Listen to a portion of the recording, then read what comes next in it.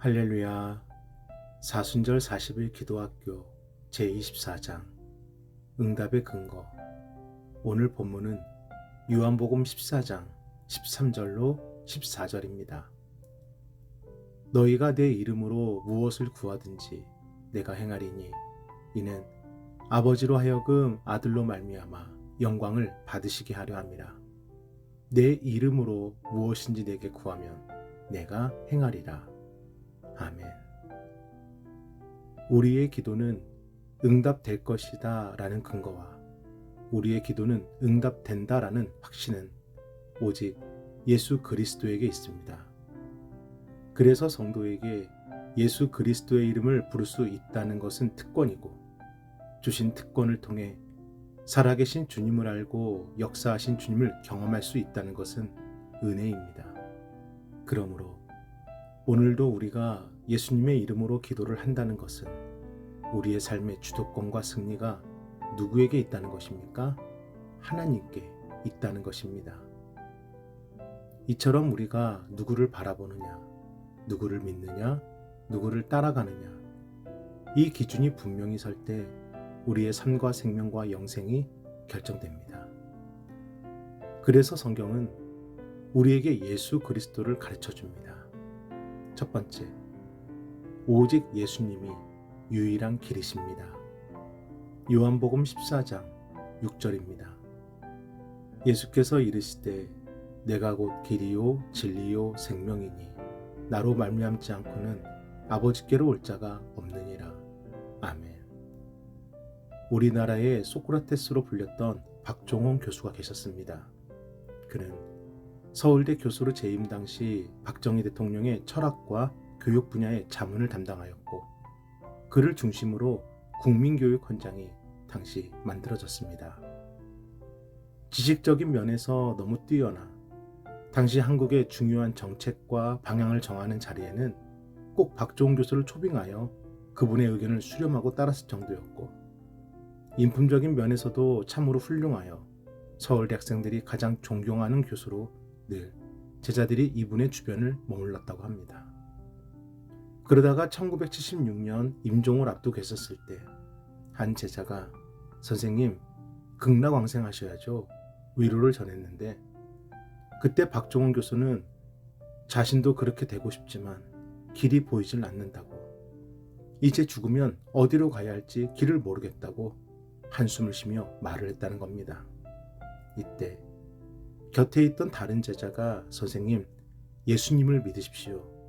예수님을 믿으면 길이 보이십니다. 일평생 예수님을 모르고 살았던 박종원 교수는 그런가? 내가 참 많은 것을 배우고 익혔다고 생각했는데 자네가 말하는 예수님을 전혀 모르고 있었네. 그래서 당시 세문안교회 강신명 목사님을 모시고 요한복음 3장 16절의 말씀, 하나님이 세상을 이처럼 사랑하사 독생자를 주셨으니 이는 그를 믿는 자마다 멸망하지 않고 영생을 얻게 하려 함이라. 이 말씀을 듣고 세례를 받아 예수님을 영접하셨다고 합니다. 그리고 마지막 임종의 순간, 그동안 죽음에 대해 길을 찾지 못해 근심가득했던 얼굴이 아닌 마치 길을 찾은 사람의 모습으로 임종을 맞이했고, 그의 유언에 따라 기독교 장례로 장례를 치렀다고 합니다. 사랑하는 여러분, 세상에서 인정받는 지식과 누구에게나 존경과 사랑을 받던 삶이라도 정작 죽음의 문제 앞에서는 그 어떤 것도 길을 찾아주질 못합니다. 뿐만 아니라 죽음이란 불가항력적 상황에 대해 지금까지 어떤 누구도 명확한 해답을 제시해주지 못했습니다. 인간의 영역이 아님을 알기에 우리의 지식과 경험과 생명에는 분명한 한계가 있기에 죽음에 대해서는 어떤 누구도 거론할 수가 없는 겁니다. 그러나 예수님은 말과 글이 아니라 친히 십자가에서 죽으셨고 3일 만에 부활하셔서 죽음을 이기셨음을 온 세상에 보여주셨습니다. 그리고 죽음을 이기신 그 길을 우리가 따라갈 수 있도록 우리에게 열어주셨습니다. 요한복음 10장 27절로 28절입니다. 내 양은 내 음성을 들으며 나는 그들을 알며 그들은 나를 따르느니라. 내가 그들에게 영생을 주노니 영원히 멸망하지 아니할 것이요 또 그들을 내 손에서 빼앗을 자가 없느니라. 아멘. 오직 예수님만이 유일한 길입니다. 세상의 그 무엇도 예수님과 비교할 수 없고 예수님과 타협할 수 없고 예수님을 대신할 수 없습니다. 둘째, 예수님은 의로우시며 우리의 대언자가 되십니다. 고린도후서 4장 6절입니다. 어두운 데에 빛이 비치라 말씀하셨던 그 하나님께서 예수 그리스도의 얼굴에 있는 하나님의 영광을 아는 빛을 우리 마음에 비추셨느니라. 아멘. 죄로 인해 어두워진 우리의 마음은 우리 스스로 밝힐 수 없습니다.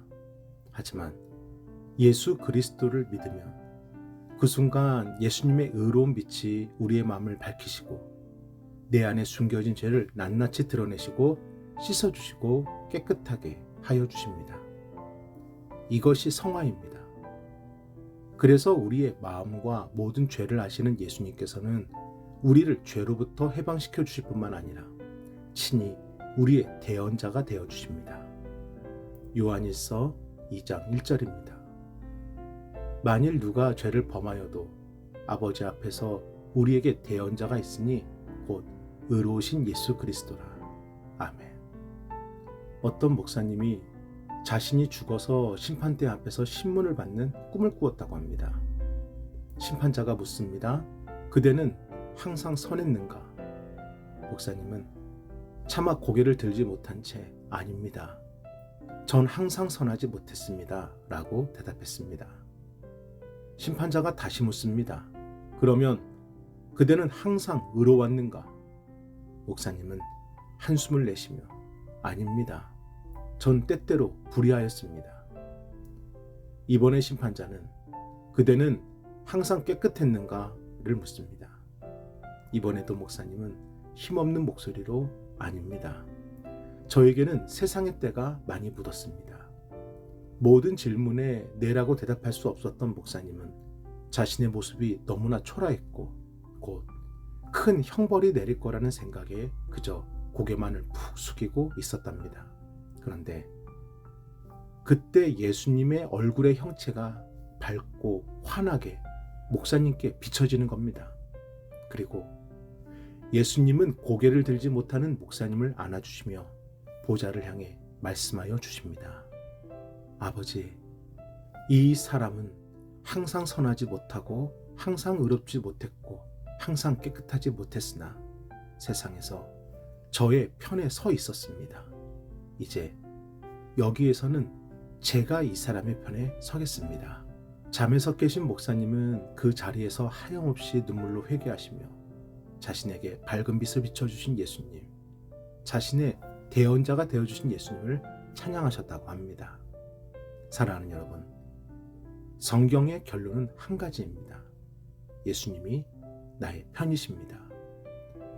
그래서 나를 대신하여 십자가에서 죽으신 것이고 나를 위해 다시 사신 것입니다. 예수님이 나의 편이시라는 믿음으로 오늘도 기도하십시오. 예수님이 나의 편이시라는 믿음으로 문제를 피하지 마십시오. 예수님이 나의 편이시라는 믿음으로 세상과 사람에게 무릎 꿇지 마십시오. 우리가 기도할 때 하나님은 반드시 움직이십니다. 우리 함께 기도하겠습니다.